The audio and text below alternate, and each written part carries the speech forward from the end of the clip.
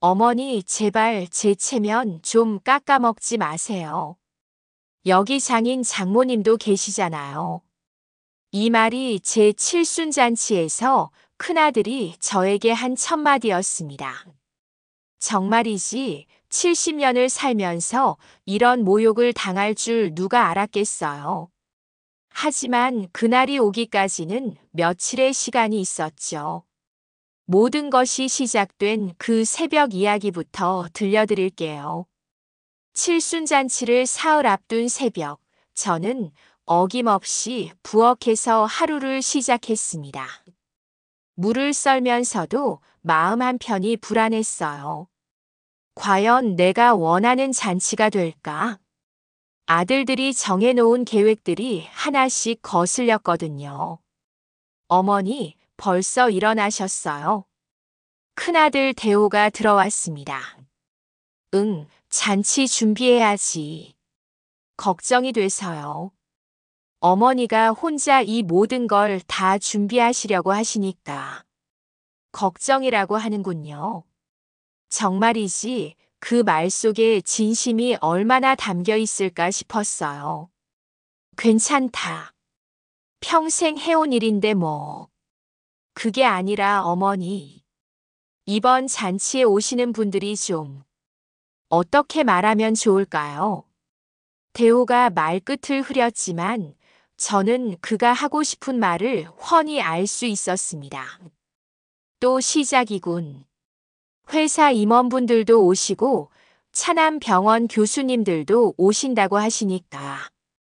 어머니가 혹시 옛날 이야기 같은 거 하시면 좀 그럴 것 같아서요. 옛날 이야기라니? 아니, 어머니께서 가끔 젊었을 때 고생하신 얘기들 하시잖아요. 그런 거 말고 그냥 고맙다는 인사 정도만 하시면 안 될까요? 세상에. 제 인생 얘기가 아들에게는 창피한 옛날 이야기에 불과했던 거네요. 내 칠순잔치인데 내 이야기도 못하라는 건가? 알았다. 그리고 어머니, 옷도 미리 준비해 두세요. 백화점에서 괜찮은 걸로 하나 사드릴게요. 내가 입던 옷 입으면 안 되나? 그게 좀 단정한 걸로요. 사진도 많이 찍힐 텐데. 아, 제가 사진에 찍히기 창피한 어머니였군요. 저는 더 이상 대답하지 않고 다시 물을 썰기 시작했습니다. 칼질이 평소보다 거칠어졌어요. 잠시 후 둘째 대진이 들어왔습니다. 어머니, 또 새벽부터 일하세요? 음식은 그냥 호텔에서 주문하면 되는데. 집에서 해야 마음이 놓이지. 요즘 누가 그렇게 해요? 비효율적이에요. 시간도 많이 걸리고. 비효율적이라니요. 제가 평생 해온 일이 비효율적이라니. 내가 어릴 때는 이 손으로 해준 밥이 그렇게 맛있다고 했는데. 그때랑 지금이랑은 달라요, 어머니. 손님들한테 홈메이드 음식 대접하는 건 오히려 신뢰가 될 수 있어요. 정말이지 제 손으로 만든 음식이 신뢰라는 말까지 듣게 될 줄이야. 그럼 뭘 주문하지? 제가 알아볼게요. 어머니는 그냥 계시기만 하세요. 계시기만 하라니. 제 칠순잔치인데 저는 그냥 장식품처럼 앉아있기만 하라는 거군요. 이게 뭐란 말인가? 오후가 되자 막내 대수와 며느리 수진이가 함께 왔습니다. 어머니, 잔치 준비 어떻게 돼가요? 형들이 다 알아서 한다네. 어머님, 집이 너무 좁지 않아요? 손님들이 이렇게 많이 오시는데. 수진이가 거실을 둘러보며 말했어요. 여태까지 살아온 집인데 뭐가 좁다는 거냐? 그게 아니라 칠순잔치라는 게 어머님 인생의 중요한 순간이잖아요. 좀 더 격에 맞는 곳에서 하시는 게 격에 맞는다. 네, 호텔이나 웨딩홀 같은 데서요. 정말이지, 제가 평생 살아온 집이 칠순잔치를 치르기에 격에 맞지 않다니요. 아무래도 나는 이 집안의 격에 맞지 않는 존재인가 보구나. 그날 밤 잠자리에 들며 저는 서랍에서 낡은 가계부를 꺼냈습니다. 50년 동안 한 푼, 두 푼 써내려간 기록들이 빼곡했어요. 대호 대학 등록금 200만 원, 대진 의대 입학금 500만 원, 대수 사업자금 1000만 원. 페이지를 넘길 때마다 제가 아들들을 위해 쓴 돈들이 보였습니다. 시장에서 콩나물을 팔고 남의 집 청소를 해서 번 돈들로 말이에요. 그런데 그 아들들이 지금은 제 음식이 신뢰가 되고 제 집이 격에 맞지 않는다고 말하고 있었어요. 내가 뭘 잘못한 걸까? 가계부 마지막 페이지를 넘기자 따로 끼워둔 종이 한 장이 나왔습니다. 박 사장이 몇 년 전에 써준 메모였어요. 순덕아, 내가 산 그 땅들 지금 얼마인지 아냐? 적어도 50억은 넘을 거야. 정말이지, 아들들이 무시하는 이 어머니가 사실은 그들이 평생 벌지도 못할 재산을 갖고 있다는 걸 알면 어떤 표정을 지을까요? 하지만 중요한 건 그게 아니었어요. 돈이 있든 없든 저는 여전히 아들들에게 창피한 어머니일 뿐이었으니까요. 이번 잔치가 끝나면 뭔가 달라질 수 있을까? 새벽이 밝아오고 있었지만 제 마음은 점점 어두워지고만 있었습니다. 그때는 몰랐어요. 그 칠순잔치가 제 인생에서 가장 큰 치욕의 날이 될 거라는 걸. 그리고 그날이 제 인생을 완전히 바꿔놓을 전환점이 될 거라는 걸요. 자꾸 그렇게 촌스럽게 구실 거면 나가세요. 당장요. 이 말을 들은 순간 제 70년 인생이 순식간에 무너져 내렸습니다. 정말이지 제 아들 입에서 나온 말이라는 게 믿어지지 않았어요. 그것도 사돈들과 손님들이 모두 지켜보는 앞에서 말이에요. 그 순간이 오기까지 그날 하루 얼마나 많은 모욕을 당했는지 이제부터 차근차근 들려드릴게요. 드디어 제 칠순잔치 날이 밝았습니다. 아들들이 정해준 대로 시내 최고급 호텔에서 열리는 잔치였어요. 대호가 사준 값비싼 한복을 입고 거울 앞에 서니 마치 제가 아닌 다른 사람이 된 것 같았어요. 이게 정말 내 모습일까? 어머니, 준비 다 되셨어요? 큰 며느리 미영이가 들어와 저를 훑어봤습니다. 머리가 좀 미용실에서 하고 오신다고 하셨는데 이게 편해서. 어머님, 오늘 사진 많이 찍힐 텐데 다시 손보시는 게 또 사진 이야기네요. 정말이지 제가 사진에 나오면 그렇게 창피한 건가요? 잔치가 시작되고 큰아들 대호가 사회를 맡았습니다. 오늘 바쁜 시간 내어 어머니 칠순잔치에 참석해 주신 모든 분들께 감사드립니다. 박수가 터져 나왔지만 저는 마치 구경꾼이 된 기분이었어요.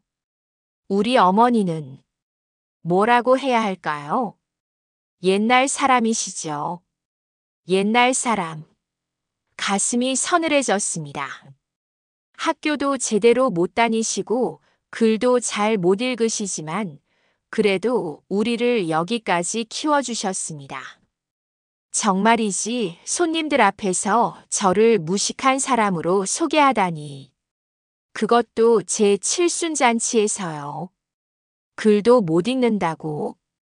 저는 비록 정식 교육은 받지 못했지만 아이들 공부 봐주려고 혼자 공부해서 웬만한 책은 다 읽을 수 있었어요. 하지만 아들에게 저는 그저 무학의 어머니일 뿐이었나 보네요. 손님들 사이에서 웃음소리가 들렸어요. 친근한 웃음이 아니라 뭔가를 비웃는 것 같은 웃음이었어요. 잠시 후 제 옆에 앉아 계시던 옛 친구분이 일어나셨습니다. 순덕아, 너 옛날에 어떻게 애들 키웠는지 이야기해봐. 저는 반가운 마음에 일어섰어요. 드디어 제 이야기를 할 수 있는 순간이었거든요. 네, 그때 생각해보면. 어머니, 잠깐만요. 갑자기 둘째 대진이 제 말을 끊었습니다. 시간이 좀 길어질 것 같은데 다른 프로그램도 있으니까. 아니야, 잠깐만이면 돼. 그때 내가 새벽 시장에서 콩나물을 팔면서 어머니, 그런 옛날 이야기는 나중에 집에서 하시고요. 큰아들 대호의 목소리에는 분명한 짜증이 섞여 있었어요. 정말이지 제 인생 이야기가 그렇게 듣기 싫은 옛날 이야기인가요? 사람들이 궁금해하니까 잠깐만. 어머니, 정말 지금은 안 됩니다. 시간도 없고 그런 얘기들은 좀. 대호가 말끝을 흐렸지만 그 의미는 분명했어요. 제 인생 이야기는 이 자리에 어울리지 않는 촌스러운 이야기라는 뜻이었죠. 내 칠순잔치인데 내 이야기도 못하는구나. 연회장이 순간 조용해졌습니다. 모든 사람의 시선이 저와 아들들 사이를 오갔어요.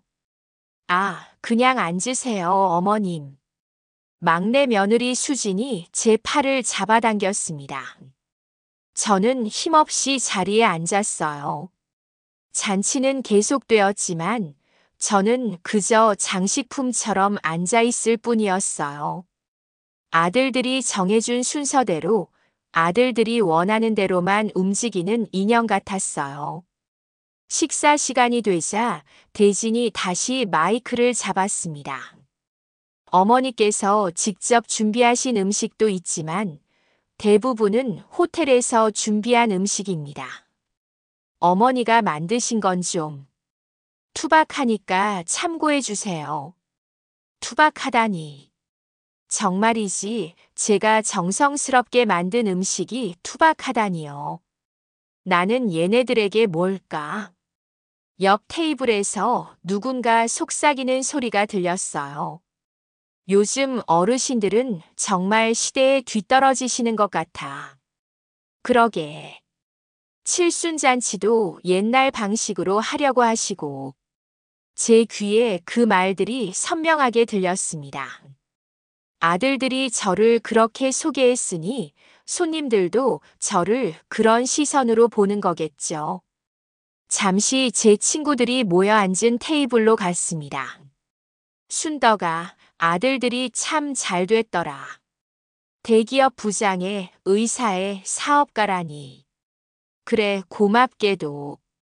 그런데 아까 무슨 일이야? 아들이 말을 끊더만. 친구의 질문에 저는 쓸쓸한 미소를 지었어요. 별일 아니야. 내가 너무 떠들려고 했나 봐. 그때 뒤에서 큰손자 민준이의 목소리가 들렸어요. 할머니, 왜 여기 계세요? 아빠가 찾으세요. 할머니가 친구들이랑 이야기하고 있잖아.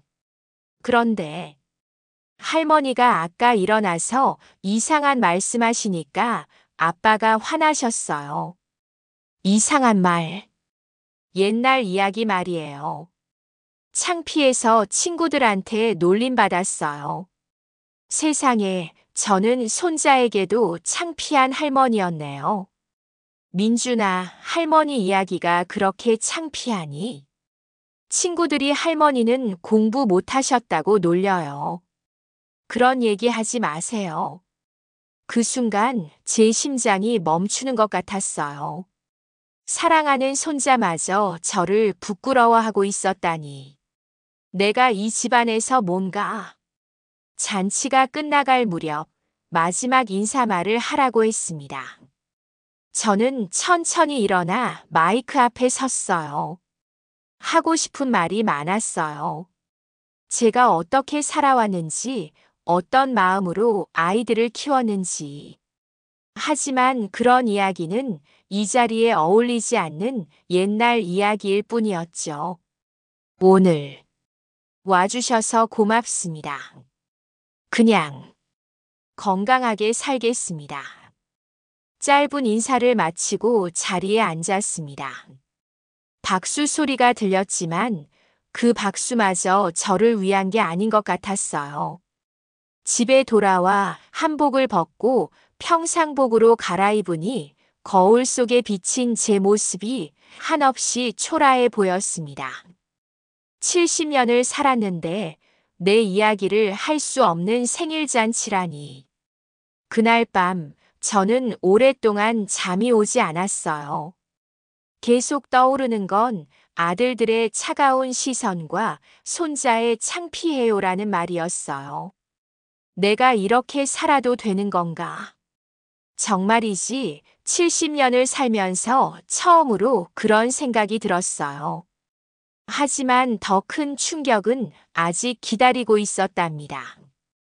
이번에는 정말 끝을 낼 시간이구나. 이런 생각이 든 순간 저는 제 인생에서 가장 중요한 결심을 내리기 시작했습니다. 정말이지 70년을 살면서 이렇게 혼자가 되어 본 적이 언제 있었나 싶었어요. 칠순잔치에서 받은 모욕 이후 저는 3일 동안 집에만 있었습니다.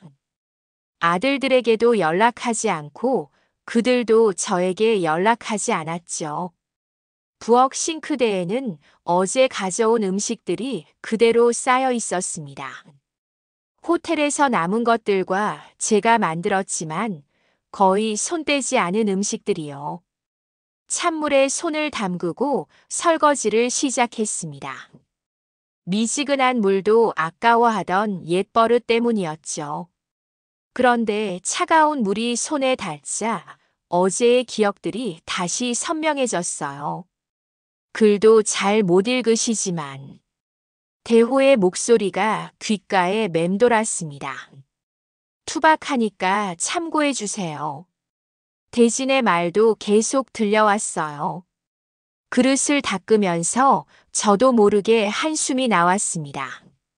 70년을 살면서 이렇게 무력감을 느껴본 적이 있었던가 싶었어요. 내 잔치인데 내가 들러리였네. 설거지를 마치고 거실에 앉아 있으니 집이 더욱 적막했습니다. 어제까지만 해도 부산스럽게 준비하느라 정신 없었는데 이제는 쥐 죽은 듯 조용했어요. 전화기를 보니 메시지 하나가 와 있었습니다. 옛 친구 영자 언니였어요. 순덕아, 어제 잔치 정말 좋았다. 그런데 왜 그렇게 조용했어? 너답지 않더라. 너답지 않다니. 그럼 진짜 나다운 모습은 뭘까요? 저는 침실로 가서 오래된 장롱을 열었습니다. 가장 안쪽 서랍에 고이 간직해둔 물건들이 있었거든요. 먼저 꺼낸 것은 낡은 가계부였어요. 어제도 봤지만 오늘은 더 자세히 들여다보고 싶었습니다. 첫 페이지를 펼치니 1975년부터 기록이 시작되어 있었어요. 남편을 잃고 혼자 아이들을 키우기 시작한 해였죠. 콩나물 판매 3,000원, 청소일 5,000원, 대호 학용품 2,000원. 한 글자 한 글자 정성스럽게 적힌 제 필체가 보였습니다. 그때는 정말 하루하루가 절약이었어요. 페이지를 넘기며 계속 읽어 내려갔습니다. 대진 과외비 5만 원, 대수 학원비 8만 원, 큰아들 대학 등록금 50만 원. 숫자는 점점 커져갔고 제 희생은 더 커져갔습니다. 그때는 왜 그렇게 열심히 살았을까? 물론 답은 뻔했어요. 아이들이 잘 되기를 바라는 마음 때문이었죠. 가계부 마지막 부분에는 더 큰 숫자들이 적혀 있었어요. 대호 신혼집 마련 지원금 3천만 원, 대진 병원 개업 자금 5천만 원, 대수 사업 자금 2천만 원. 모두 제가 몰래 모아뒀던 돈들이었어요. 아이들은 어머니가 별로 가진 게 없다고 생각했지만 실제로는 제가 알뜰하게 모은 돈이 상당했거든요. 그런데 어제 잔치에서는 어떤 대접을 받았나요? 무학이라서, 시대착 오적이라서, 투박해서. 가계부를 덮고 서랍을 더 뒤졌습니다. 그러다 두꺼운 봉투 하나를 발견했어요. 봉투를 열어보니 각종 부동산 서류들이 들어있었습니다. 지난 30년간 조금씩 사모은 땅들의 등기부등본이었어요. 아무도 모르게, 정말 아무도 모르게 샀던 땅들이었죠. 처음에는 정말 작은 땅부터 시작했어요. 교회에 싸디싼 임야 100평, 200평씩. 왜 이런 쓸모없는 땅을 사냐고 했던 박 사장 말이 떠올랐습니다. 그런데 몇 년 전부터 그 땅들 값이 오르기 시작했다는 소식을 듣기 시작했죠. 박 사장이 몇 번 순더가 너 큰일 났다.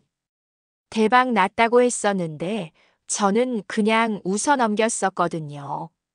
하지만 어제 잔치 이후 마음이 바뀌었어요. 정확히 내가 뭘 가지고 있는지 알아보고 싶어졌거든요. 서류들을 하나하나 살펴보니 제가 가진 땅이 생각보다 훨씬 많았어요. 이걸 아들들이 알면 어떻게 생각할까? 무학이라고 아무것도 모른다고 했던 그 아들들이 말이에요. 저는 서류를 다시 봉투에 넣고 생각에 잠겼습니다. 어제 잔치에서 느꼈던 그 모욕감이 다시 밀려왔어요. 70년을 이렇게 살았는데 남은 인생도 이렇게 살아야 하나? 문득 거울을 보니 주름진 제 얼굴이 보였어요. 70년 세월의 흔적이 고스란히 새겨진 얼굴이었죠. 하지만 그 주름 하나하나가 다 의미 있는 시간들이었어요.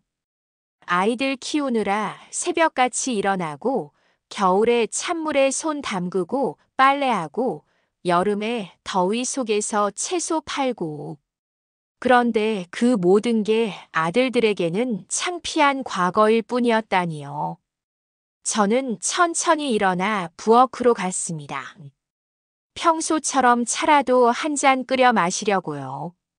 물을 끓이면서 창밖을 바라보니 벌써 해가 중천에 떠 있었어요. 내가 뭘 잘못했을까? 아들들을 너무 잘해준 게 잘못이었을까요? 차를 마시며 어제의 일들을 차근차근 정리해 봤어요. 아들들이 저를 어떻게 대했는지, 손자가 뭐라고 했는지, 손님들이 어떤 시선으로 봤는지. 그 모든 것들이 하나의 결론으로 귀결됐어요. 나는 이 가족에서 존중받지 못하고 있다. 그 사실을 인정하자 가슴이 아팠지만 동시에 뭔가 명확해지는 기분이었어요. 저는 찻잔을 내려놓고 결심했습니다. 이제 뭔가 바뀌어야 해. 정확히 어떻게 바뀌어야 할지는 모르겠지만 어제와 같은 일은 다시는 겪고 싶지 않았어요. 서랍에서 다시 부동산 서류들을 꺼내보았습니다. 이번에는 다른 마음으로요. 내가 정말 아무것도 모르는 사람일까? 아니었어요. 저는 아무도 모르게 30년 동안 차근차근 미래를 준비해온 사람이었어요. 전화기를 들고 박 사장에게 전화를 걸었습니다. 여보세요, 박 사장. 나야, 순떡이. 아, 순떡아. 어제 잔치 어땠어? 그건 나중에 얘기하고. 내가 물어볼 게 있어. 내 땅들 말이야. 땅. 정확히 지금 얼마나 되는지 알아볼 수 있을까? 오, 드디어 관심을 갖는구나. 며칠 시간 줘. 전화를 끊고 저는 깊게 숨을 들이마셨습니다. 이제 시작이야. 무엇의 시작인지는 아직 확실하지 않았지만 분명한 건 어제와는 다른 제가 되어가고 있다는 것이었어요. 구름이 걷히고 햇살이 밝게 비치기 시작했습니다. 마치 새로운 시작을 알리는 것 같았어요. 순덕아, 큰일 났다. 정말 큰일 났어. 박 사장의 이 말을 듣는 순간 저는 제 인생이 완전히 달라질 거라는 걸 직감했습니다. 하지만 그 말의 진짜 의미를 알게 되기까지는 조금 더 시간이 필요했어요. 칠순잔치에서 받은 모욕 이후 저는 3일 동안 집에만 있었습니다. 아들들에게도 연락하지 않고 그들도 저에게 연락하지 않았죠. 정말이지 이게 가족인가. 그런데 박 사장에게 땅 시세를 알아봐 달라고 부탁한 지 3일째 되는 날 현관 초인종이 울렸어요. 문을 열자 박 사장이 두툼한 서류 봉투를 들고 서 있었습니다. 표정이 심상치 않았어요. 순덕아, 큰일 났다. 무슨 일이야? 들어와. 아니, 정말 큰일 났어. 내가 30년 넘게 부동산 업계에 있으면서 이런 일은 처음 봐. 박 사장이 거실에 앉자마자 서류 봉투를 털썩 내려놓으며 말했어요. 뭐가 그렇게 큰일이야? 많이 올랐다고. 순덕아, 이건 차원이 다른 얘기야. 박 사장이 서류를 하나씩 꺼내기 시작했어요. 여기 봐. 내가 15년 전에 500만 원에 산 이 땅 말이야. 응, 기억나. 지금 시세가 평당 300만 원이야. 그게 2,000평이니까. 60억이야, 순떡아. 뭐라고?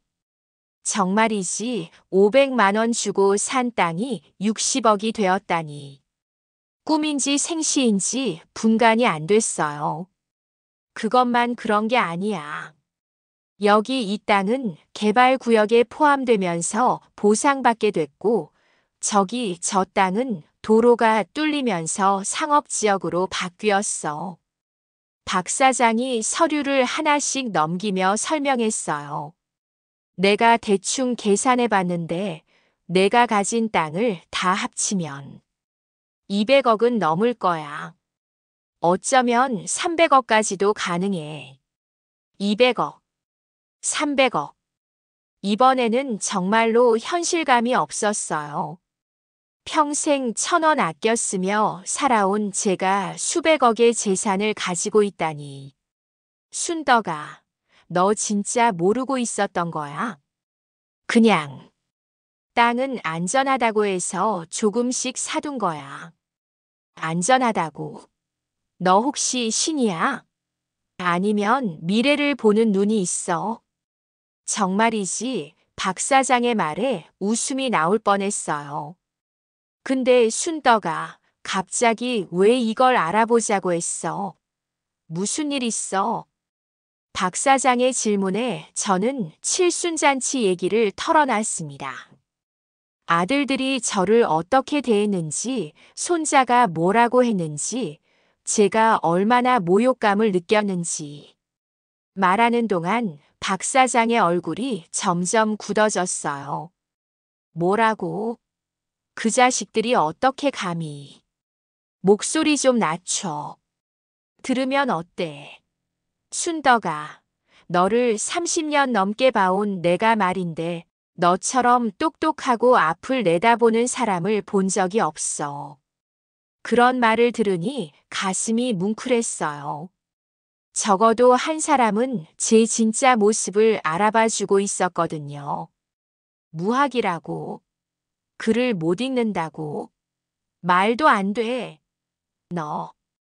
내가 부동산 상담할 때마다 얼마나 정확한 분석을 해줬는데. 그래도 애들 입장은 개뿔. 순덕아, 너 이거 알아? 너 아들들 중에서 너만큼 머리 좋은 애가 없어. 정말이지, 박 사장의 말이 과장된 건 아닐까 싶었어요. 대호 그놈 몇 년 전에 투자 상담하러 온 적 있었잖아. 그때 제안한 것들 다 엉터리였어. 차남이도 마찬가지고. 박 사장이 다시 앉으며 진지하게 말했어요. 근데 너는 달라. 20년 전부터 개발 가능성 있는 땅들을 골라서 샀잖아. 그건 운이 좋았던 거야. 운?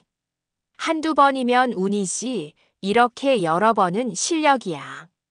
순덕아, 너는 타고난 투자가야. 내가 타고난 투자가라고. 새삼스러웠어요. 저는 그냥 만약을 위해서 땅을 사둔 거였는데. 그런데 그런 너를 아들들이 무시한다고? 순덕아, 이건 참을 수 없어. 너는 지금 당장 아들들한테 가서 내가 얼마나 대단한 사람인지 보여줘야 해. 그럼 어떡해? 일단 이 재산 정리부터 해야지. 세금 문제도 있고 상속 문제도 생각해야 하고. 박 사장이 수첩을 꺼내 뭔가를 끄적이기 시작했어요. 내가 아는 변호사 있어. 이런 일 전문으로 하는 사람이지. 변호사까지는. 순덕아, 이제는 아마추어가 할 수 있는 일이 아니야. 이 정도 규모면 전문가 도움을 받아야 해. 그 말이 맞긴 했어요. 그런데 아들들이 알면 어떻게 생각할까? 뭐라고 생각하든 상관없어. 중요한 건 너를 제대로 대접하게 만드는 거야. 정말이지, 박 사장의 말이 마음에 와닿았어요. 그리고 순덕아, 한 가지 더. 이 일을 아직 아들들한테 말하지 마. 왜? 일단 모든 걸 정리하고 법적으로 안전하게 만들어 놓은 다음에 말해야 해. 지금 말하면 아들들이 나서서 이래라 저래라 할 거 아냐? 그 말도 맞았어요. 아들들 성격을 생각하면 당장 달려와서 자기들이 관리하겠다고 나설 게 뻔했거든요. 며칠만 시간 줘. 내가 변호사랑 세무사 소개해 줄게. 고마워, 박 사장. 정말 고마워. 뭘 고마워해. 그리고 순덕아, 이제부터는 당당하게 살아. 당당하게. 그래. 너는 아무것도 부끄러워할 게 없는 사람이야. 오히려 내 아들들이 엄마한테 배워야 할 게 많아. 박 사장이 가고 난 후 저는 혼자 앉아 서류들을 다시 봤어요. 내가 정말 이런 일을 해낸 거야. 30년 전 남편을 잃고 막막했던 그때를 생각해 봤어요. 아무것도 없이 아이셋을 키워야 했던 그 시절에 저는 이미 미래를 준비하고 있었던 거네요. 휴대폰이 울렸어요. 큰아들 대호였습니다. 어머니, 안녕히 지내세요? 응, 잘 있어. 그런데 어머니, 요즘 뭐 하세요? 연락도 안 하시고. 며칠 연락 안 한 게 그렇게 이상한가 보네요. 그냥 집에서 쉬고 있지. 혹시 잔치일로 기분이 상하신 건 아니죠? 그날 제가 좀 신경질적으로 말한 것 같은데. 이제 와서 그런 말을 하네요. 괜찮다. 그런데 어머니, 시간 되시면 한번 뵙고 싶은데. 할 말이 있어서요. 할 말이 있다니, 뭔 말이 있을까? 이번 주말에 와라. 네, 알겠습니다. 전화를 끊고 생각해 봤어요. 아들이 갑자기 만나자고 하는 이유가 뭘까요? 하지만 이제 저는 예전과 달랐어요. 무엇을 이야기하든 당황하지 않을 자신이 있었거든요. 서류들을 다시 정리하며 저는 박 사장의 말을 떠올렸습니다. 당당하게 살아.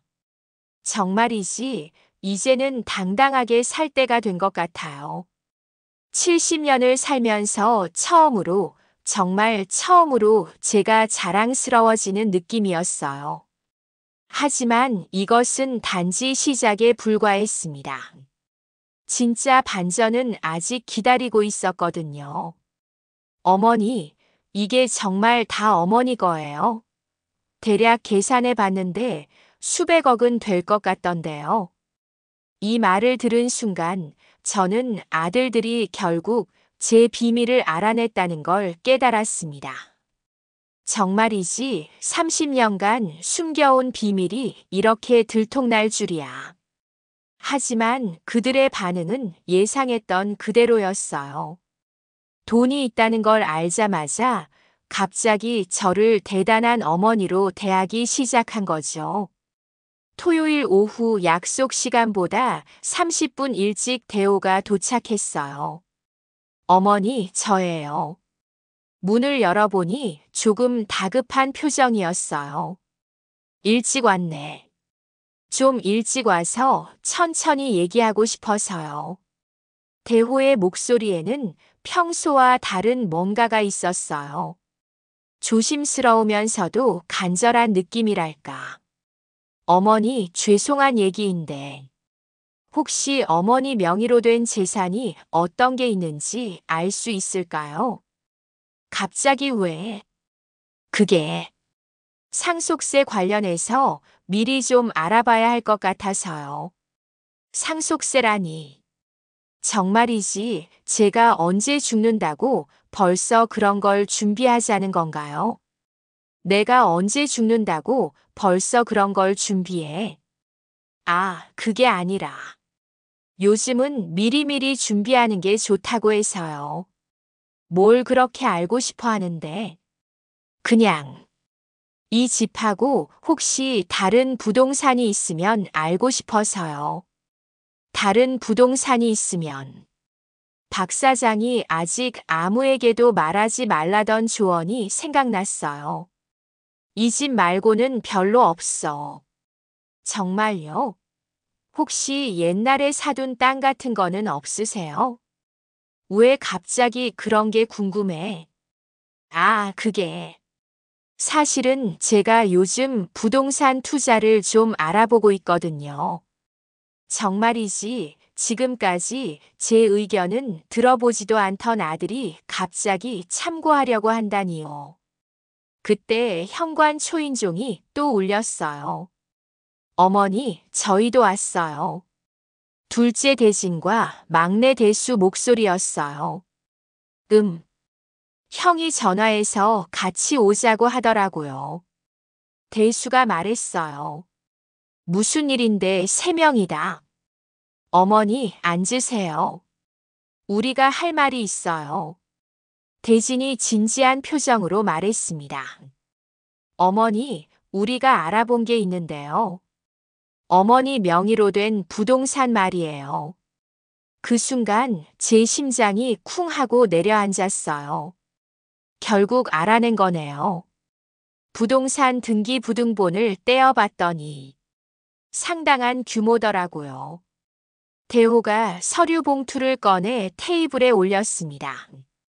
어머니, 이게 정말 다 어머니 거예요. 대략 계산해 봤는데 수백억은 될 것 같던데요. 수백억. 그 말을 듣는 아들들의 표정이 순간 변했어요. 믿을 수 없다는 듯한 표정에서 점점 탐욕스러운 눈빛으로 바뀌어 갔죠. 정말이지 이 순간을 위해 30년을 기다렸던 건가 싶었어요. 그래서 어쩌자고. 어머니, 언제 이런 걸 사두셨어요? 우리는 전혀 몰랐는데. 내 돈으로 산 건데 왜 너희가 알아야 해? 아니, 그게 아니라. 어머니가 이렇게 대단한 일을 하셨다는 게 놀라워서요. 갑자기 대단하다는 말이 나오네요. 며칠 전까지만 해도 무학이고 시대착 오적이라고 했던 그 입에서 말이에요. 어머니, 정말 대단하세요. 우리가 몰랐네요. 정말이지, 이 뻔뻔함이라니. 그런데 어머니, 이렇게 큰 재산을 혼자 관리하시기는 힘드실 텐데. 지금까지 혼자 잘 관리했는데 뭐가 힘들어? 아니, 그게 아니라. 이제는 전문적으로 관리해야 할 것 같아서요. 그런 건 내가 알아서 할게. 어머니, 정말 대단하세요. 어떻게 이런 걸 다 알아서 하셨어요? 막내 대수의 말에 저는 쓴웃음을 지었어요. 며칠 전에는 내가 글도 못 읽는다고 했잖아. 그때는 저희가 잘못 생각했나 봐요. 옛날 사람이라고도 했고 시대착 오적이라고도 했는데 아들들의 얼굴이 붉어졌어요. 자신들이 한 말을 기억하고 있다는 걸 깨달은 거죠. 어머니, 죄송해요. 저희가 어머니를 잘못 봤나 봐요. 잘못 본 게 아니라 아예 안 본 거지. 제 말에 거실이 조용해졌어요. 어머니, 그런데 이제 어떻게 하실 계획이세요? 뭘? 이 재산들 말이에요. 내가 죽으면 너희가 가져갈 거잖아. 그게 계획이야. 그게 아니라 지금부터 어떻게 관리하실지 저희가 도와드리는 게. 도움? 정말이지, 저는 아들들을 차례로 쳐다봤어요. 너희가 나를 도와준 적이 언제 있었니? 어머니. 칠순잔치 때는 내 이야기도 못하게 했으면서 이제 와서 도와주겠다고. 아들들이 고개만 푹 숙이고 있네요. 재산이 있으니까 갑자기 대단하다고 하고 도와주겠다고 하는구나. 어머니, 그게 아니에요. 저희가 어머니를 존경하는 마음은 예전부터. 존경? 정말이지 웃음이 나올 뻔했어요. 손자까지 할머니 창피해라고 했는데 무슨 존경. 그건 민준이가 잘못한 거예요. 민준이가 그런 말을 어디서 배웠을까? 혼자 생각해낸 말일까? 아들들이 고개를 숙였어요. 저는 부엌으로 가서 물을 한 잔 마시고 진정하려 했어요. 뒤에서 아들들이 속삭이는 소리가 들렸습니다. 이거 완전 대박이잖아. 그래도 어머니 기분이 상하신 것 같은데. 일단 기분부터 풀어드려야겠어. 기분을 풀어드린다고요? 마치 저를 달래면 재산을 내어줄 거라고 생각하는 것 같았어요. 거실로 돌아왔습니다. 어머니, 저희가 그동안 부족했던 건 인정해요. 앞으로는 더 잘하겠습니다. 더 잘한다고? 네, 어머니 말씀도 잘 듣고 더 자주 찾아뵙고. 재산 때문에? 그게 아니에요. 어머니가 저희 어머니시니까요. 그 말이 진심이냐? 저는 아들들을 하나씩 쳐다봤어요. 그들의 눈빛에서 진심은 찾을 수 없었어요. 오직 탐욕만 있을 뿐이었죠. 알겠다. 정말요? 그럼 어머니, 앞으로 저희가 도와드릴게요. 도움은 사양할게. 네. 왜요? 30년 넘게 혼자 해온 일인데 이제 와서 왜 도움이 필요해? 하지만 어머니, 이제는 규모가 크면 어때? 내가 키운 규모인데. 오늘은 이만 가봐라. 아들들이 나가고 나서 저는 혼자 거실에 앉아 생각했어요. 결국 이런 거였구나. 제가 가진 게 없을 때는 무시하고 있다는 걸 알면 갑자기 극진하게 대하고. 정말이지 이게 가족이라는 게 맞나 싶었어요. 박 사장에게 전화했습니다. 순덕아, 무슨 일이야? 박 사장, 아들들이 알아냈어. 그래서 어떻게 나왔어? 갑자기 대단하다고 하고 도와주겠다고 하고. 역시 그럴 줄 알았어. 순덕아, 이제 정말 조심해야 해. 조심한다고? 응. 이제부터 아들들이 더 적극적으로 내 재산을 노릴 거야. 내일 변호사 만나자. 이제 정말 서둘러야 해. 전화를 끊고 창밖을 바라봤어요. 이제 정말 끝이구나. 아들들과의 관계가 완전히 돌이킬 수 없는 지점에 왔다는 걸 느꼈어요. 하지만 이것은 끝이 아니라 진짜 시작이었습니다. 제 인생을 되찾기 위한 전쟁의 시작이었거든요. 어머니, 그냥 저희를 믿고 맡겨주세요. 정말 잘 관리해 드릴게요. 이 말을 들은 순간 저는 아들들의 위선이 얼마나 뻔뻔스러운지 깨달았습니다. 평생 저를 믿지 않았던 분들이 갑자기 믿어달라고 하다니. 정말이지 재산만 알고 나면 이렇게 태도가 180도 바뀌는 건가요? 하지만 이것은 단지 시작에 불과했어요.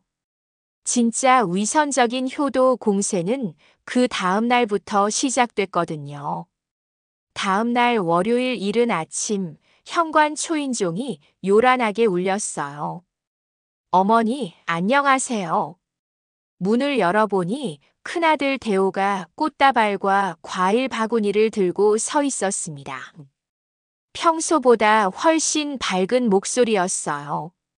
무슨 일이야? 이런 걸 왜 가져와? 그냥 어머니께 감사한 마음을 표현하고 싶어서요. 감사한 마음이라니. 정말이지 70년을 살면서 아들에게서 이런 말을 들어본 적이 언제였던가 싶었어요. 갑자기 왜? 어제 집에 가서 생각해 보니까 제가 어머니를 너무 몰라봤더라고요. 어머니가 이렇게 대단한 분인 줄 정말 몰랐어요. 어제까지는 무학이라고 했으면서. 그건 제가 잘못 생각했어요. 죄송해요, 어머니. 정말이지 사과라니. 이것도 처음 듣는 말이었어요. 앞으로는 정말 달라질게요. 어머니께 더 잘할게요. 갑자기 왜 이래? 갑자기가 아니에요. 제가 늦게나마 정신을 차린 거죠. 그때 또 초인종이 울렸어요. 둘째 대진도 선물을 들고 왔더군요. 어머니, 좋아하실 만한 걸 사왔어요. 어제 집에 가서 정말 많이 반성했어요. 뭘 반성해? 어머니를 제대로 못 봤던 거요. 어머니가 이렇게 훌륭한 분인 줄 정말 몰랐어요. 훌륭한 분이라니. 칠순잔치 때는 시대착 오적이라고 했던 입에서 나온 말이에요. 오후에는 막내 대수까지 왔어요. 어머니, 이거 백화점에서 제일 비싼 거예요. 비싼 걸 왜 사와? 어머니께 그동안 못했던 효도하려고요. 효도라는 말을 들으니 기분이 이상했어요. 기쁘기보다는 씁쓸했거든요. 새 아들이 모두 모이자 부산해졌어요. 어머니, 오늘부터 저희가 번갈아서 찾아뵐게요. 식사도 저희가 챙겨드리고 병원도 모셔다 드리고. 정말이지 갑자기 이런 관심을 받으니 어리둥절했어요. 지금까지는 왜 안 그랬니? 그건 저희가 바빠서 그런 거였어요. 지금도 바쁘긴 하지만 어머니가 더 중요하니까요. 바쁘다는 핑계는 똑같은데 갑자기 제가 중요해졌다고요. 며칠 후 아들들의 효도 공세는 더욱 심해졌어요. 큰 며느리 미영이가 음식을 해서 가져왔어요. 어머님, 집에서 직접 만든 거예요. 어머님 건강 생각해서 싱겁게 했어요.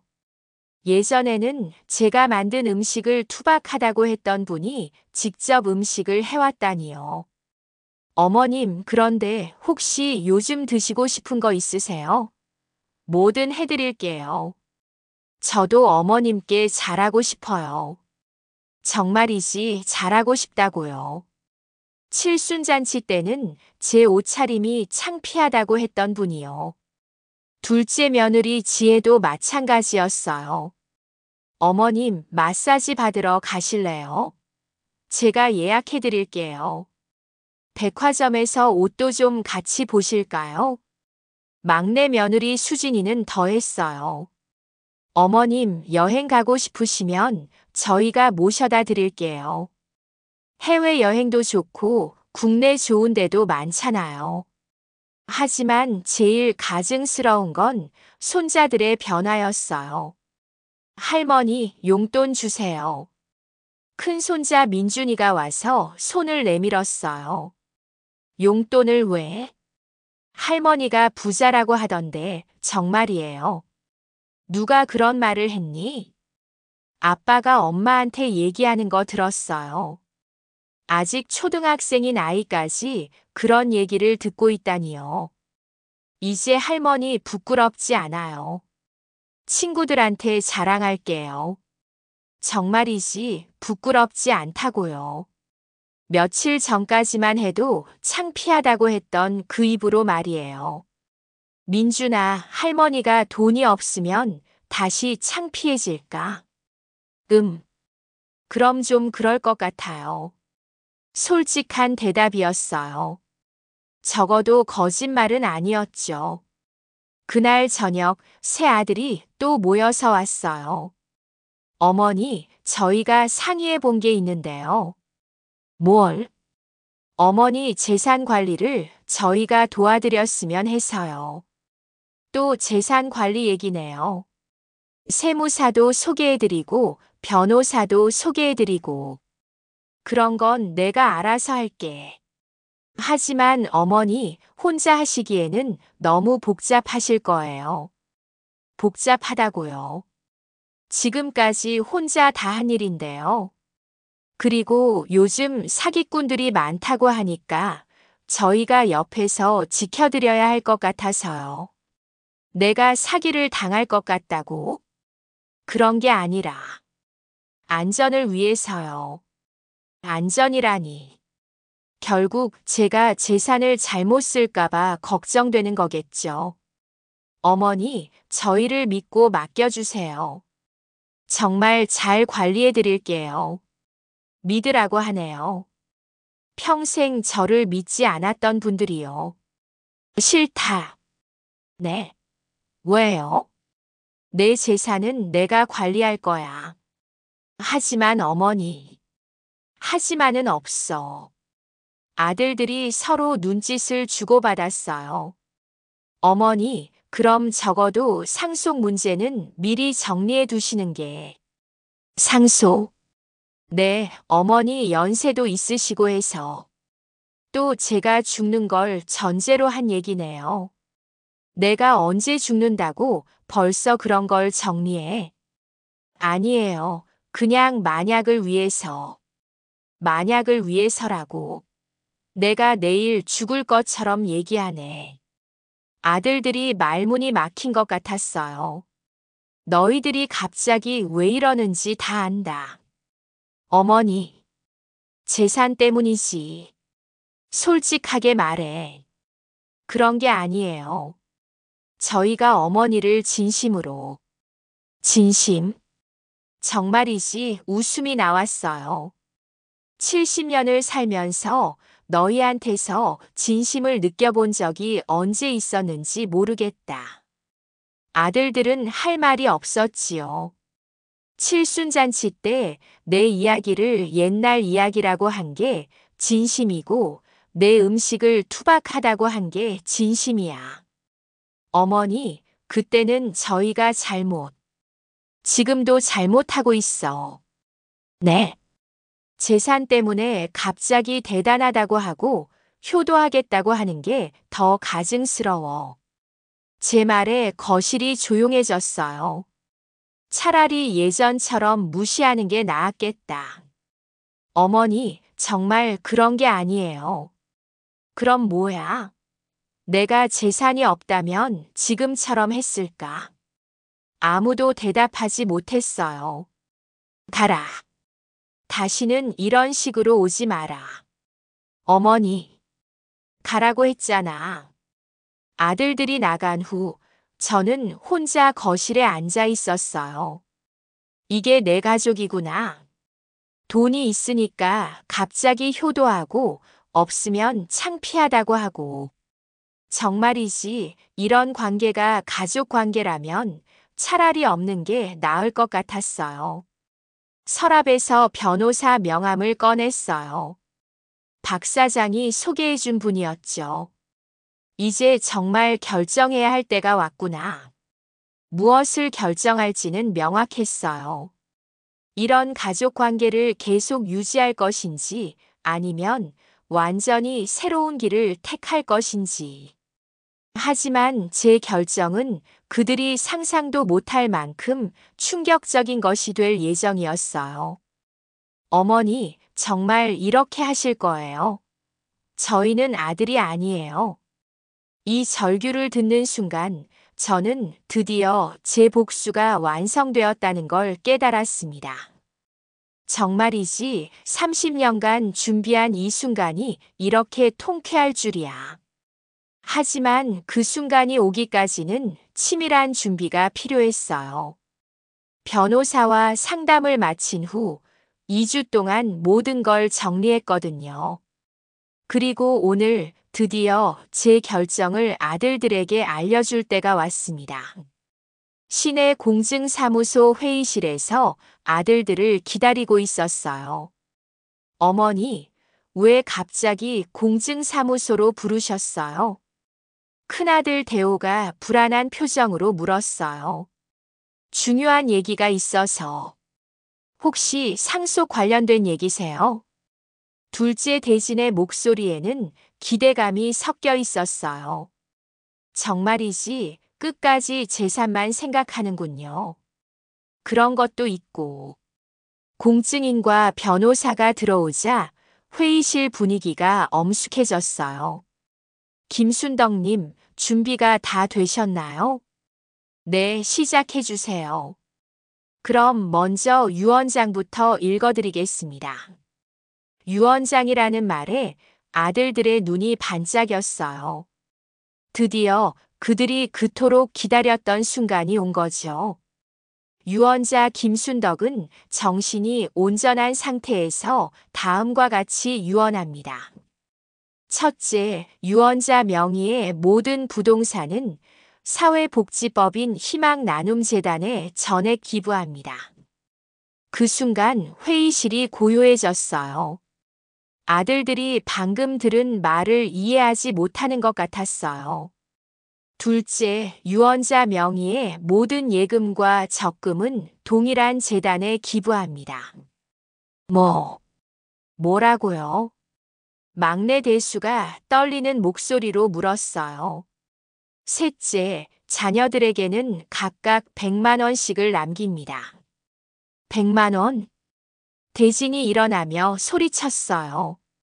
정말이지 그들의 표정을 보니 속이 다 시원했어요. 넷째, 이 유언은 법적 효력을 가지며 어떤 이의제기도 받지 않습니다. 공증인이 유언장 낭독을 마치자 아들들이 일제히 저를 쳐다봤어요. 어머니, 이게 뭐예요? 농담이시죠? 농담이 아니야. 어머니, 정신이 있으세요? 수백억을 남한테 준다고요? 남이 아니야. 진짜 필요한 사람들한테 주는 거야. 그럼 저희는 뭐가 돼요? 저희는 자식이 아니에요. 대진이 소리쳤어요. 자식이지. 그래서 100만 원씩 남겨준 거야. 100만 원이 뭐예요? 어머니, 이건 말이 안 됩니다. 왜 말이 안 돼? 내가 70년 살면서 너희한테 받은 존중이 딱 그 정도야. 제 말에 아들들은 할 말이 없었습니다. 어머니, 저희가 그동안 잘못한 건 인정해요. 하지만 이렇게까지 하실 필요는. 이렇게까지? 정말이지 이 순간을 위해 얼마나 오래 기다렸는지 모를 거예요. 너희는 내가 뭘 잘못했다고 생각하니? 그게 아니라 칠순잔치 때 내 이야기를 옛날 이야기라고 한 것, 내 음식을 투박하다고 한 것, 아들들의 얼굴이 붉어졌어요. 아니면 손자가 할머니 창피해라고 말하도록 키운 것. 어머니, 그게 다가 아니야. 저는 아들들을 하나씩 쳐다봤어요. 70년을 살면서 내가 무슨 취급을 받았는지 아니? 어머니, 저희가 부족했던 건 부족한 게 아니야. 아예 없었어. 제 목소리가 떨렸어요. 하지만 분노가 아니라 해방감 때문이었죠. 존중, 감사, 사랑. 그런 게 아예 없었다고. 그렇지 않아요, 어머니. 저희가 어머니를 사랑. 정말이지 마지막까지 거짓말을 하는군요. 재산 알고 나서야 갑자기 사랑한다, 효도하겠다 했잖아. 그건 그전에는 뭐였어? 나는 너희에게 뭐였어? 아들들이 대답하지 못했어요. 짐이었지. 창피한 짐. 어머니, 그런 말씀 마세요. 사실을 말하는 거야. 저는 변호사를 쳐다봤어요. 서류 준비는 다 됐죠? 네, 모든 법적 절차가 완료됐습니다. 그럼 이제 됐어. 어머니, 잠깐만요. 다시 생각해 보세요. 대호가 제 팔을 잡았어요. 뭘 다시 생각해? 저희가 정말 잘못했어요. 앞으로는 달라질게요. 진짜로. 70년 동안 그런 기회가 몇 번이나 있었는데, 이제 와서? 어머니, 제발요. 한 번만 더 기회를 주세요. 기회는 이미 다 줬어. 제 말에 대수가 울음을 터뜨렸어요. 어머니, 저희가 그렇게 나쁜 자식이었나요? 나쁜 자식이 아니야. 그냥 자식이 아니었어. 어머니, 진짜 자식이라면 어머니가 어떤 사람인지 알려고 했을 거야. 저는 천천히 말했어요. 하지만 너희는 관심이 없었지. 내가 어떻게 살아왔는지, 무슨 생각을 하는지. 어머니, 돈만 있으면 그만이었어. 돈 있는 어머니만 필요했던 거야. 변호사가 조용히 말했어요. 모든 절차가 완료됐습니다. 이제 재단 설립만 남았습니다. 고맙습니다. 어머니, 정말 이렇게 하실 거예요? 대진이 마지막으로 물었어요. 응. 그럼 저희는 각자 살아라. 내가 없어도 잘 살아왔잖아. 어머니, 이건 너무해요. 너무하다고. 정말이지 마지막까지 자기들 생각만 하는군요. 칠순잔치에서 내 말을 끊고 손님들 앞에서 나를 바보 취급한 건 너무하지 않았어. 그건 내 음식을 투박하다고 한 것도, 내 이야기를 옛날 이야기라고 한 것도 이제 와서 너무하다고 하네. 저는 자리에서 일어났어요. 나는 간다. 더 이상 할 말 없어. 어머니, 어디 가세요? 내가 어디 가든 상관없잖아. 이제 나는 자유야. 어머니. 뒤에서 아들들이 부르는 소리가 들렸지만 저는 돌아보지 않았어요.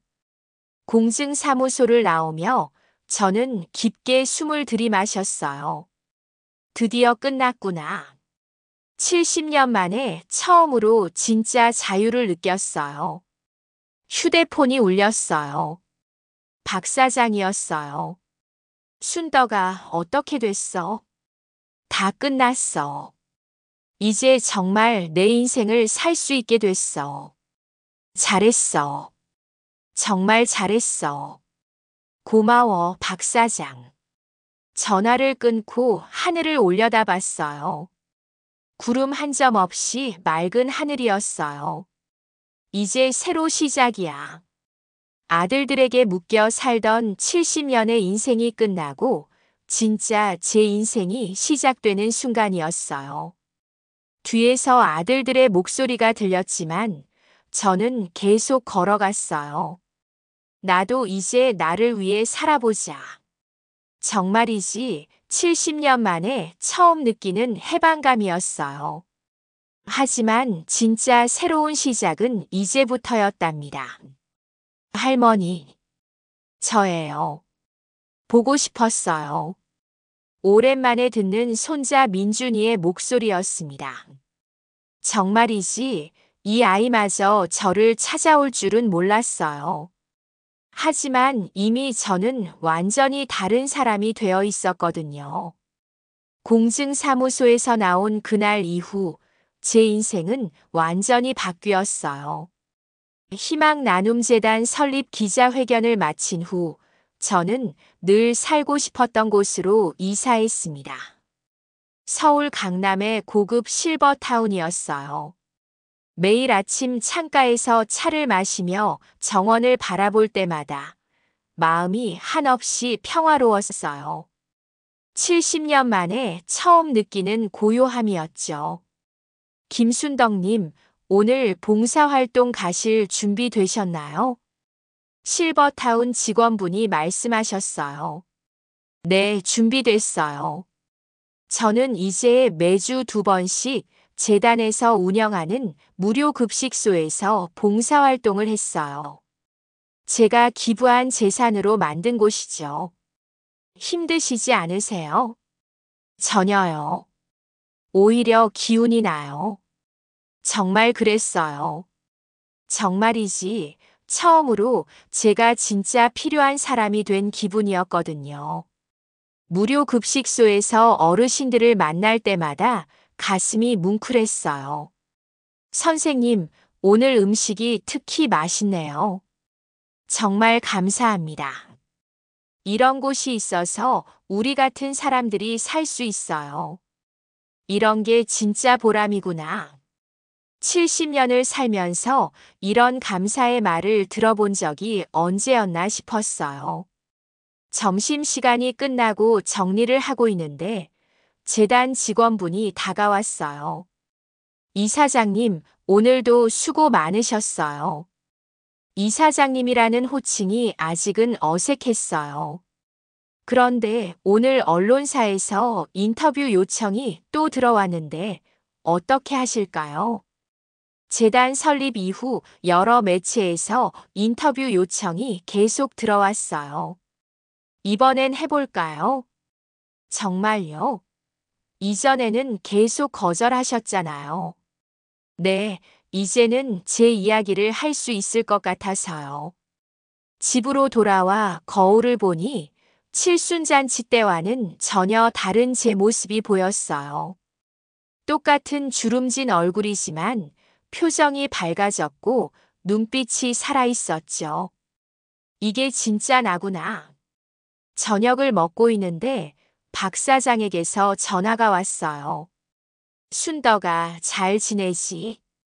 응, 너무 잘 지내고 있어. 그런데 너 아들들 소식 들었어? 무슨 소식? 큰애가 직장에서 잘렸다더라. 둘째도 병원 경영이 어려워졌고, 막내는 사업 접었다던데.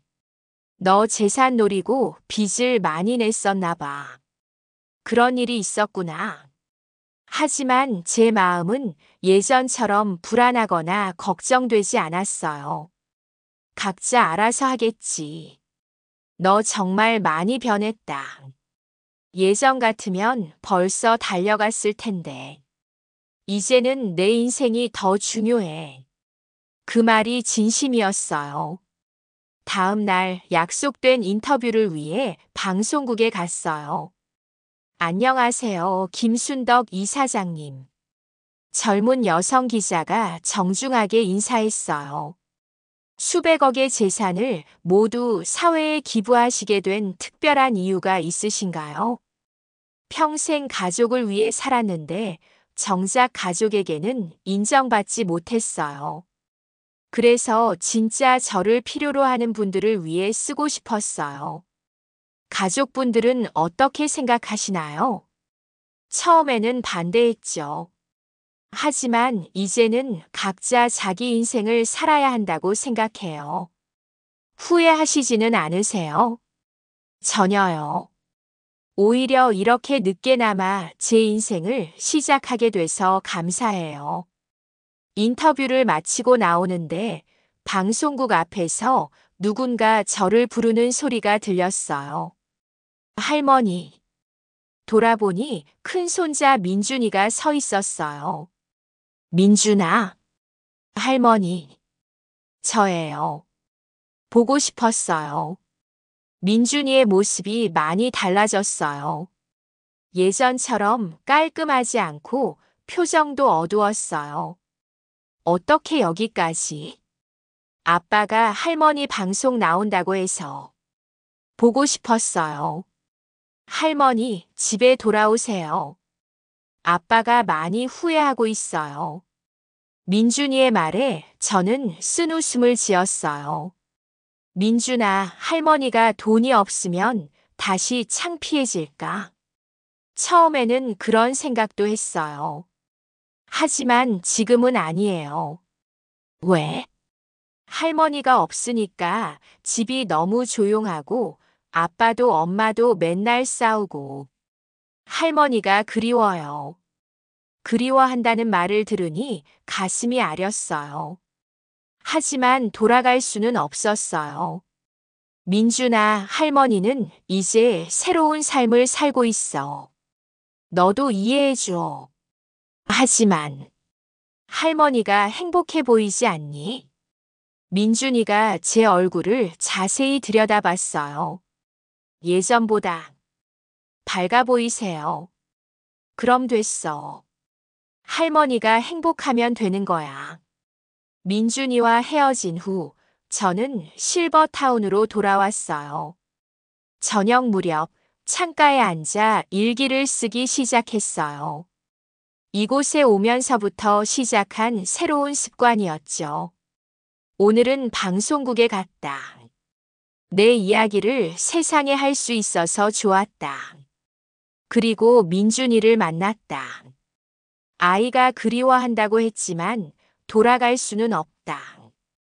이제 나는 나만의 길을 가야 한다. 일기를 쓰다 보니 지난 70년이 주마등처럼 떠올랐어요. 모든 것이 이 순간을 위한 과정이었던 것 같았어요. 이제 진짜 내 인생을 살 수 있게 됐구나. 다음 날 아침 재단 사무실에서 새로운 사업 계획을 검토하고 있는데 직원분이 들어왔어요. 이사장님, 오늘 신문 보셨어요? 신문을 펼쳐보니 어제 인터뷰 내용이 크게 실려 있었어요. 70세에 찾은 새로운 삶. 수백억 기부 할머니의 감동 스토리. 비슷한 상황에 계신 분들의 상담 요청이 많이 올 거예요. 그 말을 들으니 뿌듯했어요.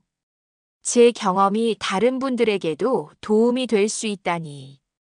오후에 재단 사무실에서 나오는데 멀리서 익숙한 차 한 대가 보였어요. 큰아들 대호의 차였죠. 차에서 세 아들이 모두 내렸어요. 아들들의 모습은 많이 초췌해져 있었어요. 어머니. 대호가 조심스럽게 다가왔어요. 무슨 일이야? 어머니, 저희 때문에 이렇게까지 하시지 않으셔도. 이렇게까지? 재단 일도 좋지만 그래도 가족이. 가족? 언제부터 나를 가족으로 생각했니? 어머니, 저희가 잘못했어요. 정말 깊이 반성하고 있어요. 어머니, 제발 집으로 돌아오세요. 집은 여기야. 제가 실버타운을 가리키며 말하자 아들들이 당황하는 것 같았어요. 어머니, 저희 없이는 안 되세요. 없어도 잘 살고 있어. 오히려 더 행복해. 정말 그랬어요. 이곳에서 매일 매 순간 진짜 행복을 느꼈거든요. 어머니, 그럼 저희는 어떻게 살아야 해요? 각자 알아서 살아라. 나처럼. 70년 동안 너희를 위해 살았어. 이제 남은 시간은 나를 위해 살 거야. 아들들이 돌아가는 뒷모습을 보며 저는 안도감을 느꼈어요. 이제 정말 자유로워진 거죠. 그날 저녁 실버타운 친구들과 함께 저녁을 먹으며 이야기했어요. 순덕 씨, 오늘 신문에 크게 나오던데. 정말 대단해요. 그런 큰 결단을 내리시다니. 제가 특별한 게 아니에요. 그냥 늦게나마 용기를 낸 거죠. 용기가 쉬운 게 아니에요. 재산을 포기한 게 아니에요. 제가 선택한 거예요.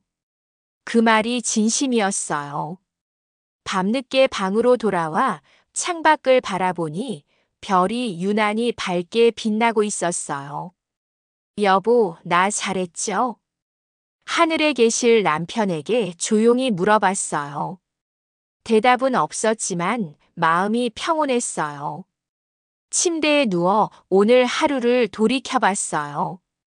방송 인터뷰, 손자와의 만남, 아들들과의 마지막 대화까지. 모든 게 끝난 기분이었어요. 하지만 끝이 아니라 시작이었어요. 제 인생의 새로운 시작.